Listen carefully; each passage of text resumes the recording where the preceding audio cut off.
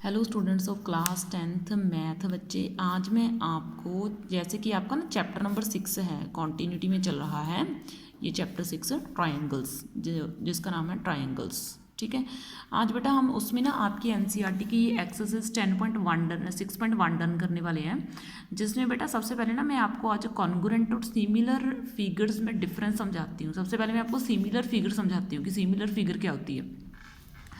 देखो बेटा, दो फिगर्स तब सिमिलर होती हैं, यानी कि दो फिगर्स तब सिमिलर होती हैं अगर उनके क्या हो जाए, यानी कि वो जो फिगर्स हैं सिमिलर होंगी, यानी कि टू फिगर्स आर सिमिलर, वो फिगर्स सिमिलर हैं अगर वो इन दोनों कंडीशंस को फुलफिल करती हैं। If their corresponding angles are equal, इनके कोरस्पॉन्डिंग एंगल्स इक्वल होने चाहिए। If their corresponding angles are equal, ठीक है ना, कोरस्पॉन्डिंग एंगल्स आर इक्वल, उनके एंगल्स इक्वल होने चाहिए। एंड और नंबर 2 पे देयर कोरस्पॉन्डिंग, और इनकी जो कोरस्पॉन्डिंग साइड्स होती हैं, ठीक है ना, जो क्या होती हैं कोरस्पॉन्डिंग साइड्स, वो क्या होनी चाहिए, are in the same ratio, वो सेम रेशो में होनी चाहिए। किस रेशो में होनी चाहिए, वो सेम रेशो में होनी चाहिए। तो उसको बोलते हैं क्या, सिमिलर फिगर्स। ठीक है ना, उनको सिमिलर बोला जाता है अगर इनके कोरस्पॉन्डिंग एंगल क्या हो, इक्वल हो, और इनके कोरस्पॉन्डिंग साइड्स क्या हो, वो सेम रेशो में हो, तो उन दोनों फिगर्स को हम क्या बोलते हैं, सिमिलर बोला जाता है। ठीक है, अब देखो बेटा, जैसे ना मैं ये एक स्क्वायर ले रही हूँ, ठीक है ना, एक छोटा स्क्वायर ले लिया एक, और इस स्क्वायर का मैंने नाम रख दिया, इसकी सभी साइड्स 1 सेंटीमीटर्स की हैं, मान के चल पड़ो।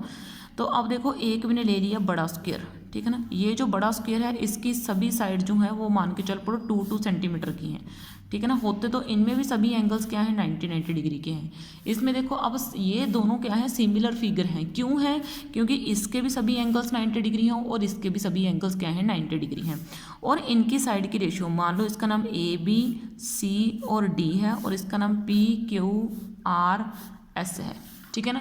अब इसकी रेशो, AB की रेशो PQ के साथ अगर मैं लूँ, यानी कि 1:2, ये BC की रेशो इसके साथ लूँ, QR के साथ लूँ, तो उसकी भी रेशो इसके इक्वल आ रही है, और इसकी रेशो और इसकी रेशो वो भी इक्वल आ रही है, और इसकी रेशो और इसकी रेशो भी क्या आ रही है, इक्वल आ रही है। तो अगर इन सभी साइड्स की रेशो, लेकिन साइड्स कोरस्पॉन्डिंग होनी चाहिए, अगर ये है तो ये है तो ये है तो ये है तो ये, इस तरीके से, ठीक है ना।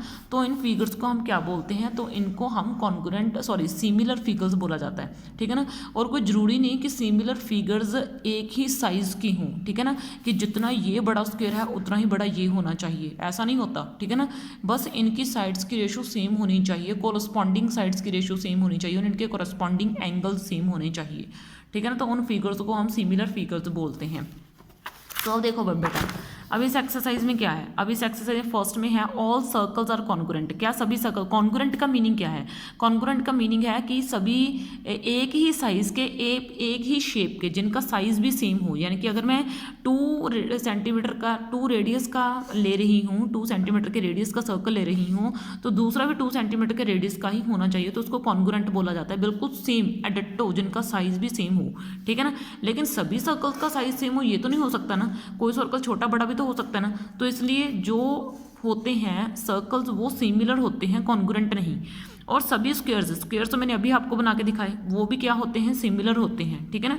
All dash triangles are similar. अब देखो, आइसोलेसिस ट्रायंगल सिमिलर नहीं हो सकती, इक्विलेटरल ट्रायंगल हमेशा सिमिलर हो सकती हैं। क्यों, देखो भाई, अगर मैं आइसोलेसिस ट्रायंगल को सिमिलर बनाऊंगी, मान के चल पड़ो ना, मैंने ये एक ट्रायंगल ले ली, और ये ना मान के चल पड़ो आइसोलेसिस ट्रायंगल है, ये 1 सेंटीमीटर है, और मान के चल पड़ो नीचे वाली 2 सेंटीमीटर है, और इसमें क्या है, मान के चल पड़ो ये 2 सेंटीमीटर है, और ये 1 सेंटीमीटर है।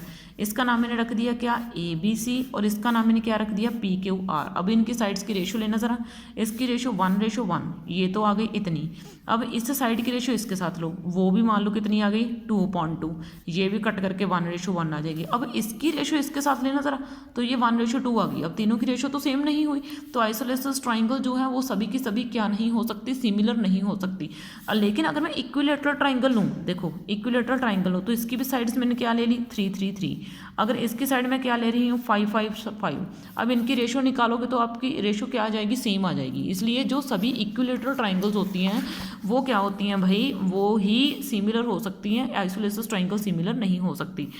टू पॉलीगन्स जो हैं जिनके सेम नंबर ऑफ साइड्स होती हैं, दो पॉलीगन जिनकी नंबर ऑफ साइड्स क्या होती हैं, सेम होती हैं, उनके कॉरस्पॉन्डिंग एंगल्स क्या होते हैं, आर डैश, इक्वल होते हैं। इनके कॉरस्पॉन्डिंग एंगल्स क्या होते हैं, इक्वल।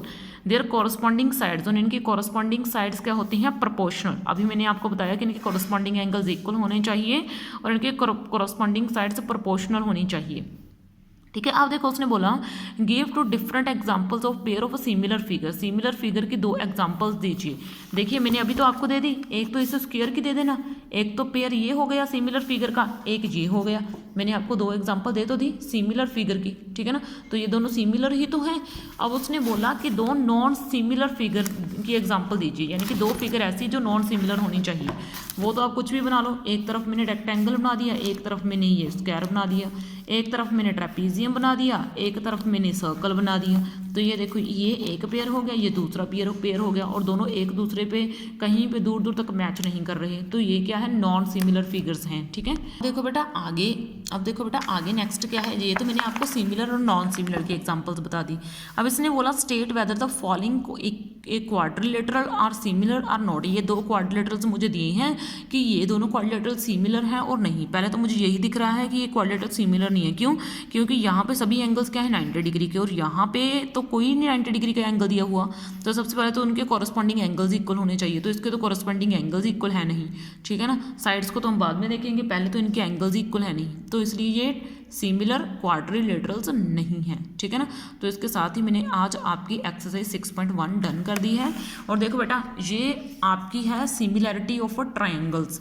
इसमें ये डेफिनेशन है आपकी ट्राइंगल की, सिमिलैरिटी ऑफ ट्राइंगल्स की, जो मैंने आपको करवाई हुई है कि उनके कॉरस्पॉन्डिंग एंगल्स इक्वल होने चाहिए और उनकी कॉरस्पॉन्डिंग साइड्स क्या होनी चाहिए, सेम रेशो में होनी चाहिए या फिर प्रोपोर्शनल होनी चाहिए।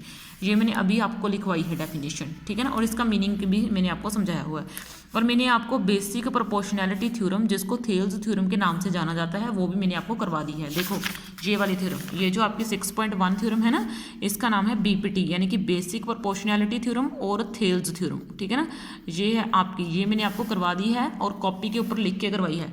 और थ्योरम को कैसे करना है वो भी मैंने आपको बताया है। ठीक है ना, ये जो 6.2 थ्योरम है ये है आपका कन्वर्स ऑफ बीपीटी। ठीक है ना, और इसको आप एनसीईआरटी ना ही करो तो बेहतर है, क्योंकि मैंने आपको ये करवाई हुई है। इसके लिए आप वीडियो ना आपके अलग से बना रखी है, आप उसको भी देख लेना। ठीक है, तो इसके साथ ही बेटा मैंने आज आपको एक्सरसाइज 6.1 डन करवा दिया, इसको इंट्रोडक्शन भेज दी है, दोनों थ्योरम्स भी भेज दी हैं इन एडवांस। अब हम नेक्स्ट वीडियो में आपकी 6.2 एक्सरसाइज के ऊपर वर्क करेंगे। ओके बेटा, थैंक यू।